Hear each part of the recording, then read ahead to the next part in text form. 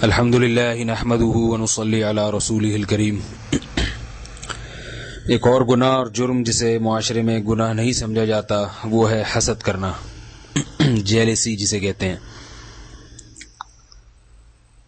حسد کا مطلب ہے کسی کے پاس کوئی نعمت ہے تو اسے دیکھ کر آپ خوش ہونے کے بجائے جلنا شروع کر دیں، اور آپ کے دل میں یہ تمنا پیدا ہو جائے کہ کاش اس سے یہ نعمت چھن جائے، نہ رہے اس کے پاس۔ یہ چیز بھی ہمارے معاشرے میں عام ہے۔ کسی بھائی کے پاس پیسہ آ جائے گا، دوست کے پاس پیسہ آ گیا تو غریب دوست اسے دیکھ کے جلنا شروع کر دیتا ہے۔ کسی کے نمبر اچھے آ گئے امتحان میں، آپ کے کسی کلاس فیلو کے، تو دل میں آپ کے جلن سی ہونا شروع ہو جاتی ہے۔ دو بھائی اکٹھے رہتے ہیں، دوسرے کی بعد میں شادی ہوئی، گھر میں ایک اور بھابھی آ گئی تو پہلی والی بھابھی اس سے جلنا شروع کر دے گی کہ بھئی اس گھر میں ایک اور کیوں۔ یہ ایک نارمل چیز ہے، بچوں میں یہ بہت ہی زیادہ ہوتا ہے حسد کا مادہ، کیونکہ ناسمجھ ہوتے ہیں، بے وقوف ہوتے ہیں، اس لیے بہت زیادہ جلتے ہیں بچے ایک دوسرے کو دیکھ دیکھ کے۔ اس سے یہ پتا چلا کہ یہ جلنا کڑنا کسی کی نعمت پر یہ بچکانہ حرکت ہے، بچوں میں یہ زیادہ ہوتی ہے۔ اگر یہ بڑوں کی حرکت ہوتی تو بچوں میں زیادہ نہ ہوتی۔ بعض دفعہ حسد صغیرہ گناہ کی فہرست میں اور بعض دفعہ حسد کبیرہ کی فہرست میں داخل ہو جاتا ہے۔ اگر آپ کے دل میں کسی کی نعمت کو دیکھ کر جلن پیدا ہوئی اور آپ نے اسے تھوڑا سا نقصان پہنچایا تو یہ صغیرہ گناہ ہے، اور زیادہ نقصان پہنچانے کی کوشش کی تو یہ کبیرہ گناہ میں داخل ہو جائے گا۔ آج کل سب کو یہ بات معلوم ہے کہ تھوڑی کوئی چیز ہے ہی نہیں، جو بھی کسی کو نقصان پہنچاتا ہے تو بھر کے نقصان پہنچانے کی کوشش کرتا ہے، اور حقیقت میں حسد کرنے والا اپنے ہی آپ کو نقصان پہنچاتا ہے۔ یہ جیلسی اور حسد اتنی بڑی برائی ہے کہ اس سے بڑی بڑی برائیاں جنم لیتی ہیں۔ قرآن مجید میں ہے ام یحسدون الناس علی ما آتاہم اللہ من فضل۔ یہودیوں کو سب سے زیادہ حسد رسول اللہ صلی اللہ علیہ وسلم پر ہوا کہ ہم دنیا کے امام تھے، موسیٰ کلیم اللہ کے ماننے والے، یہ عرب کے بدو جنہیں لکھنا پڑھنا نہیں آتا، ان میں خدا نے پیغمبر کو کیوں بھیج دیا؟ تو اب ہمیں ان کو مقتدا اور رہبر ماننا پڑے گا تو ہم چھوٹے بن جائیں گے اور عرب بڑے ہو جائیں گے۔ اسی جیلسی میں، حسد میں انہوں نے ایک سچے نبی کا انکار کیا اور ہمیشہ ہمیشہ کی جہنم کے مستحق بنے۔ تو اللہ تعالیٰ نے اہل یہود اور اہل نصارہ کے اس حسد کا بھی قرآن مجید میں ذکر کیا ہے کہ یہ محمد صلی اللہ علیہ وسلم سے جلتے ہیں۔ ہاں، بہت سے ان میں ایمان بھی لائے اور بہت سے جیلسی کی وجہ سے انکار کر بیٹھے۔ تو اب سوچ لینا چاہیے کہ حسد کتنی بڑی آفت ہے کہ جس سے انسان بسا اوقات ایمان کی نعمت سے محروم ہو جاتا ہے، پیغمبروں تک کا انکار کر دیتا ہے۔ یہ اتنی بڑی برائی ہے کہ قرآن مجید میں باقاعدہ ایک سورت نازل ہوئی حاسدوں کے شر سے بچنے کے لیے، قل اعوذ برب الفلق من شر ما خلق ومن شر غاسق اذا وقب ومن شر النفاثات فی العقد ومن شر حاسد اذا حسد۔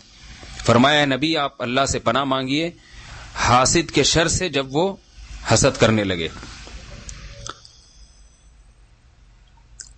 اب یہ ایک ایسی چیز ہے، بسا اوقات اس پہ انسان کا کنٹرول نہیں ہوتا، غیر اختیاری طور پر انسان کے دل میں کسی دوسرے مسلمان کے خلاف جذبات بھڑکتے ہیں۔ اس لیے علماء نے لکھا ہے کہ اگر کسی کو نہ چاہتے ہوئے بھی دل میں حسد پیدا ہو گیا، وہ اس کو افسوس ہو رہا ہے، وہ پریشان ہے کہ میرے دل میں حسد کیوں ہے، لیکن پھر بھی ہو رہا ہے، تو انشاءاللہ وہ گنہگار نہیں ہوگا، کیونکہ غیر اختیاری چیز ہے۔ بس وہ اس کے تقاضوں پر عمل نہ کرے، یعنی جس سے حسد ہو رہا ہے اس کو نقصان پہنچانے کی کوشش نہ کرے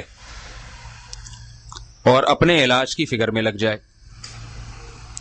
اب اگر آپ کو کسی کی نعمت دیکھ کر آپ کے دل میں جلن ہوئی تو اب آپ نے کچھ کام کرنے ہیں جو شریعت کا حکم ہے۔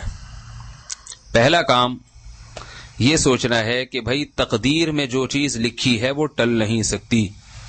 اگر اللہ نے آپ کے کسی بھائی کو، کسی بہن کو زیادہ نعمت دے دی تو یہ اس کی تقدیر کا حصہ تھی اور یہ چیز اس کو مل کر رہنی تھی. تو جو چیز جس کو لازمی ملنی ہے اس پہ انسان افسوس کیوں کرے؟ خوش نہیں ہو سکتے تو کم از کم افسوس تو نہ کریں. اور آپ کو وہی ملے گا جو آپ کی تقدیر میں لکھا ہوا ہے. اور اصل آخرت ہے، آخرت کی طرف توجہ دے انسان، وہاں انشاءاللہ ظلم زیادتی کسی کے ساتھ نہیں ہوگی. دوسری چیز، جس کے لیے دل میں حسد پیدا ہوا اس کے لیے دعا مانگی جائے کہ اے اللہ تو اس کو اس نعمت میں مزید ترقی دے دے. یہ کام تو بڑا مشکل ہے، دل تو چاہ رہا ہوگا کہ اس کو کچل دیں، گردن دبا دیں، اس کی بد دعائیں دے دے کے مار دیں اس کو. لیکن ایسے موقع پہ یہ سوچنا چاہیے کہ ایک مشہور مثل ہے کہ اگر کوؤں کی بد دعائیں سے بیل مرتے تو کوئی بھی بیل زندہ نہ رہتا دنیا میں. تو حاسد کی بد دعاؤں سے کیا ہوگا؟ اس لیے حاسد کو چاہیے، حسد کرنے والے کو چاہیے کہ اپنے علاج کی فکر کرے اور جس کے لیے دل میں برائی کا خیال پیدا ہو رہا ہے اس کے لیے دعا مانگے. اللہ سے یوں کہے کہ اللہ تو نے اس کو، میرے اس بھائی کو دولت دی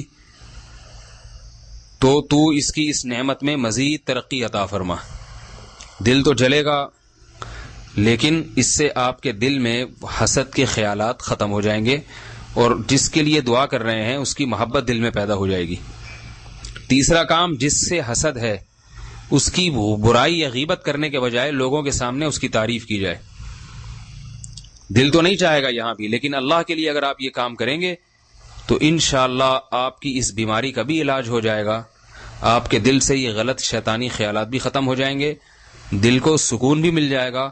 اور سب سے بڑی بات یہ کہ انشاءاللہ جو نعمت اللہ نے دوسرے کو دی ہے اللہ اس سے بڑی نعمت آپ کو عطا فرمائیں گے.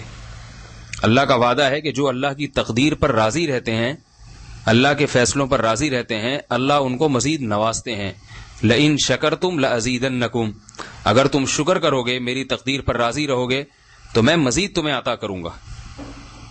تو یہ وہ کام ہیں جو کرنے چاہیے. ہمارے ہاں ایسا نہیں ہوتا. دل میں جب کسی کے بارے میں غلط خیالات آئے تو فوراً اس کی غیبتیں شروع کر دیتے ہیں، اس کو ذلیل کرنا، اس کو بدنام کرنا کہ کہیں اس کی عزت نہ ہو جائے. اور یہ سارا تقدیر پر راضی نہ رہنے کا نتیجہ ہے. انسان تقدیر پر راضی ہو کہ بھائی جو جس کو ملنا ہے اللہ نے دینا ہے تو اس کو دے دے. اب بار بار یہ یہودی کہتے تھے کہ ہمیں نبوت نہیں ملی، محمد صلی اللہ علیہ وسلم کو کیوں مل گئی؟ تو اللہ نے اس کا جواب قرآن مجید میں دیا، ہم یقسمون رحمت ربک، کیا اللہ کی رحمت تقسیم کرنے کی ٹھیکیداری تمہارے پاس ہے؟ کیا ذمہ دار تم ہو؟ تو اللہ کی دین ہے، جس کو چاہے دے دے. پھر اللہ نے قرآن میں فرمایا کہ ہم دولت جس کو چاہتے دیتے ہیں. تمہاری مرضی سے دولت تقسیم نہیں ہوتی تو نبوت کیسے تقسیم ہو سکتی ہے؟ تو حالانکہ دولت تو نبوت کی نسبت بہت ہی کم درجے کی چیز ہے. تو تقدیر پر اگر انسان راضی رہے کہ جو میری قسمت کا ہے مجھے ملے گا، جو اس کی قسمت کا ہے اسے ملے گا، تو پھر یہ فاسد خیالات انسان کے دل میں پیدا نہیں ہوتے. رسول اللہ صلی اللہ علیہ وسلم نے فرمایا، حدیث میں آتا ہے کہ لا تحاسدوا ولا تباغضوا، اے مسلمانوں ایک دوسرے سے حسد نہ کرو، بغض نہ رکھو. وکونوا عباد اللہ اخوانا، بھائی بھائی بن کے رہو، دوسرے کی خوشیوں پہ خوش ہوا کرو، پریشان نہ ہوا کرو. کتنی پیاری تعلیمات ہیں. اللہ ہم سب کو ایسا ہی صاف دل عطا فرمائے. اور ایک روایت میں آتا ہے کہ حسد نیکیوں کو ایسے کھا جاتا ہے جیسے آگ لکڑی کو کھا جاتی. پہلے ہی ہمارے اعمال میں نیکیاں کم ہیں، اوپر سے دوسروں سے جل جل کے کڑ کڑ کے اپنی نیکیاں اور برباد کریں تو یہ تو بڑے گھاٹے کا سودا ہوگا. اللہ تعالی ہم سب کو اس بیماری سے بچنے کی توفیق عطا فرمائے. وما علینا الا البلاغ.